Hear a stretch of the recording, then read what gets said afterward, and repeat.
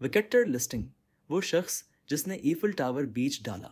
ये कहानी है एक ऐसे शख्स कि जिसने ना सिर्फ धोखा दही को फन बना दिया, बल्कि ऐसी चीज़ बीच दी जो इसकी थी ही नहीं। वो शख्स जो तारीख में सबसे बड़ा फ्रॉड मास्टर कहलाया। वो इंसान जिसने पीरिस के दिल ईफिल टावर को बीच कर दुनिया को हैरान कर दिया। ये है विक्टर लिस्टिंग की नाकाबिले यकीन कहानी। विक्टर लिस्टिंग कौन था? विक्टर लिस्टिंग 1989 में बोहीमिया, मौजूदा चेक रिपब्लिक में पैदा हुआ। वो इंतहाई ज़हीन, चालाक और शातिर था, जिसकी चरब ज़बानी और धोखा दही की सलाहियत नाकाबिले यकीन थी। विक्टर का मानना था कि दुनिया में सबसे ज़्यादा ताकतूर चीज़ अल्फाज होते हैं, और वो इन्हीं अल्फाज का जादू चलाकर लोगों को बेवकूफ़ बनाता रहा। 1925 पेरिस में तारीख का सबसे बड़ा फ्रॉड। ये वो वक्त था जब एवल टावर पुरानी हो चुकी थी और हुकूमत उसके बारे में सोच रही थी कि आया उसे मरम्मत करना चाहिए या कुछ और। विक्टर ने अखबार में एक खबर पढ़ी जिसमें लिखा था कि एवल टावर की हालत ख़राब हो रही है और हुकूमत को फ़ैसला करना होगा कि इसे संवारा जाए या ख़त्म कर दिया जाए। यही वो लम्हा था जब विक्टर के जहन में एक शैतानी मंसूबा आया। विक्टर का मास्टर प्लान। विक्टर ने फ्रांसीसी हुकूमत के एक बड़े अफसर का रूप धारा और पेरिस के मशहूर होटल में एक खुफिया मीटिंग का इंतज़ाम किया।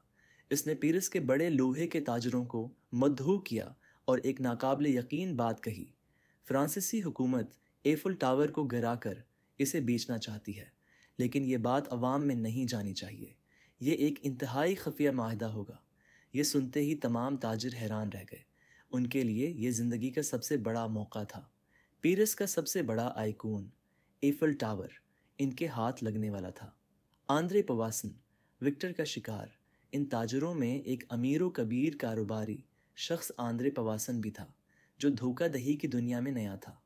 विक्टर ने अपनी चरब ज़बानी से उसे यकीन दिलाया कि ये एक कानूनी सौदा है, लेकिन विक्टर यहीं नहीं रुका। इसने आंद्रे को इस बात पर भी आमादा कर लिया कि हुकूमती अफसरान को रिश्वत देना ज़रूरी होगा ताकि ये सौदा खफिया रखा जा सके। नतीजा, आंद्रे पवासन ने विक्टर को एक बहुत बड़ी रकम दे दी और विक्टर ने फ़ौरन वो पैसे पकड़े और इटली फ़रार हो गया। विक्टर की दूसरी कोशिश, फिर से वही धोखा।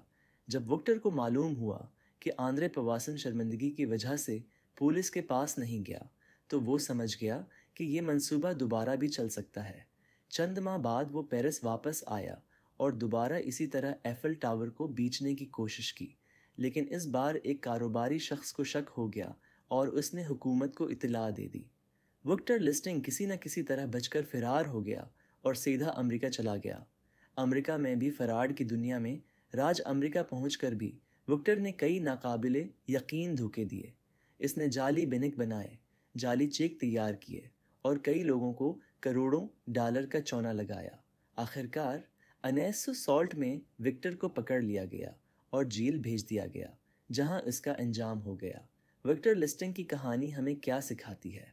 विक्टर लिस्टिंग की कहानी दुनिया की सबसे बड़ी धोखा दही की कहानियों में शामिल है।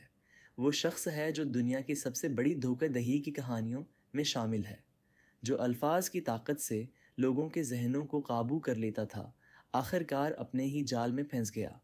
ये कहानी हमें सिखाती है कि अगर कोई मौका बहुत ज़्यादा सुनहरी लग रहा हो तो पहले तहकीक ज़रूर करें, वरना कहीं आप भी किसी विक्टर लिस्टिंग के जाल में न फंस जाएं।